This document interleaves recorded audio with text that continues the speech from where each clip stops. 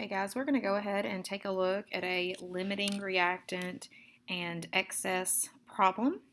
I'm looking at this document and you see at the top, consider the following reaction. Aluminum plus hydrobromic acid yields aluminum bromide plus hydrogen gas. And I'm just going to break this apart into letters A, B, and C, and we'll start by looking at part A. It says when 3.22 moles of aluminum, so let's look and write down what we're given. 3.22 moles of aluminum reacts with 4.96 moles of hydrobromic acid. It is asking us how many moles of hydrogen are going to be formed.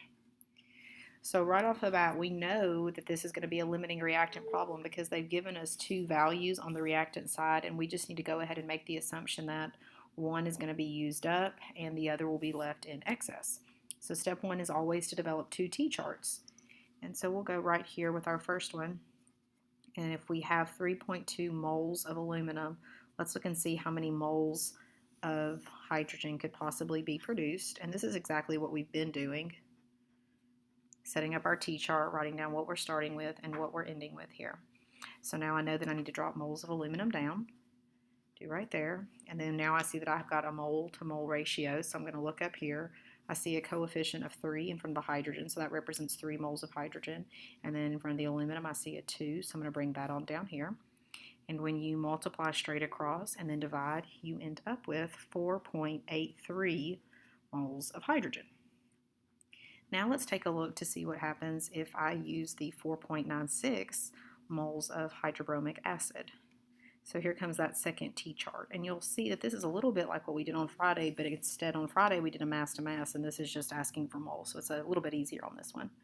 We're still trying to figure out how many moles of hydrogen will be produced, so I'm going to put that up here. And again, we're going to draw moles of hydrobromic acid down here, and now I see I have a mole to mole ratio. So you should be thinking, okay, what's the coefficient in front of the hydrogen? That would be a 3. What's the coefficient in front of the HBr? That would be a 6. Multiply straight across and then divide, and we get 2.48 moles of hydrogen.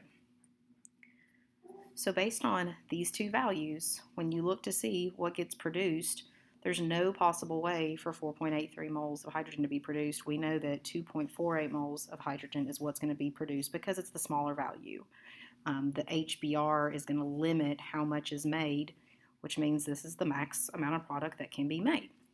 So if we were trying to identify, if you look at letter B, it says what is the limiting reactant.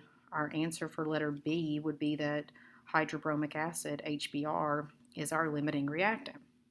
If you look back at your technical answer for letter A where it says how many moles of H2 are formed, that would be 2.48 moles of hydrogen are actually formed. And then if we look at part C, it says for the reactant in excess, so let's look to see, we know that aluminum is going to be in excess. So we're going to have to do some calculations with it, it looks like. How many moles are left over? So we know that this value right here means nothing because 4.83 does not get produced. Only 2.48 moles of hydrogen gets produced.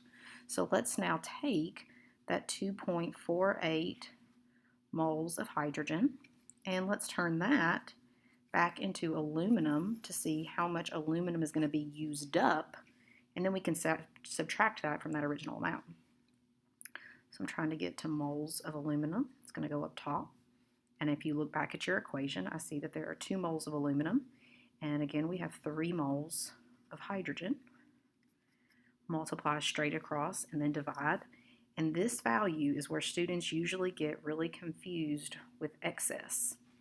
This value right here represents what gets used up. Okay, so this is the amount of aluminum. 1.65 moles of aluminum gets used up in the reaction. But that's not what letter C is asking us for. It wants to know how much is left over. Well, if this is what's used up, we were originally at 3.22 moles of aluminum, so that's how much we started with. We used up 1.65 moles of aluminum, And so then the question is, how much is left over? Well, you would simply subtract them. And we would get 1.57 moles of aluminum are going to be left over. And that would be our answer to part C. So that's an example, a very basic example of calculating limiting excess and figuring out how much of that excess is left over. I'm going to continue on and do some more practice looking at mass to mass and a couple with percent yield as well.